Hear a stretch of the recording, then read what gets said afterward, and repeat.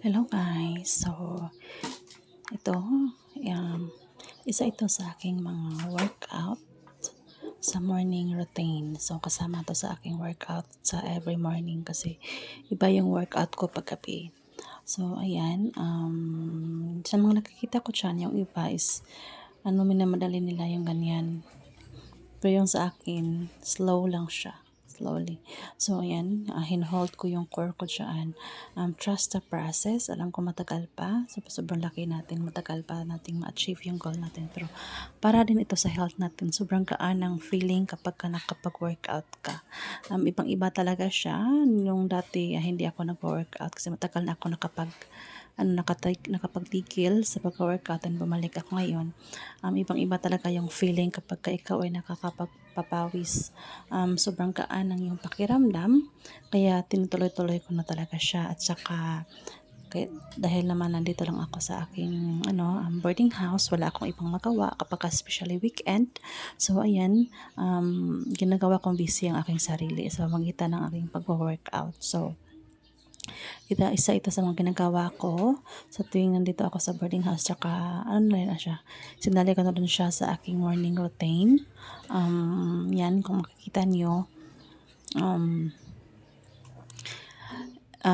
yung iba kong mga workouts, hindi ko pa siya na-upload, pero na-upload ko siya. Gusto ko siyang makita yung before and after ko, kaya ko siya ina-upload talaga dito. Kahit na sobrang laki ko dito, sabi ko sa sarili ko, paano ako mahihiya, di ba?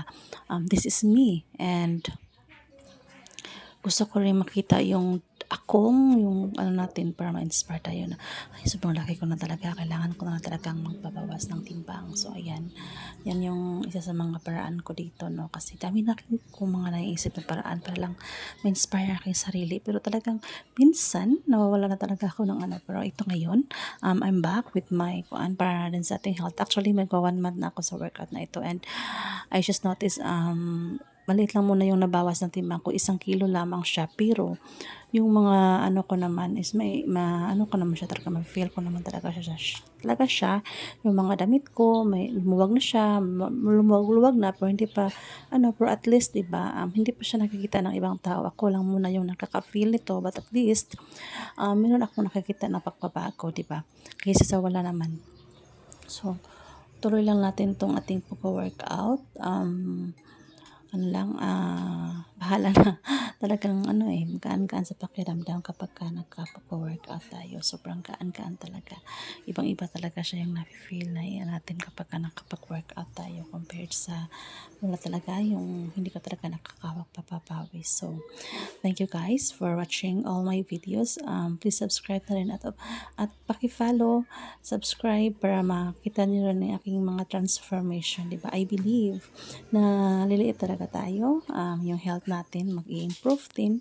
So, laban lang tayo sa ating mga goals in life. So, ayan, thank you guys.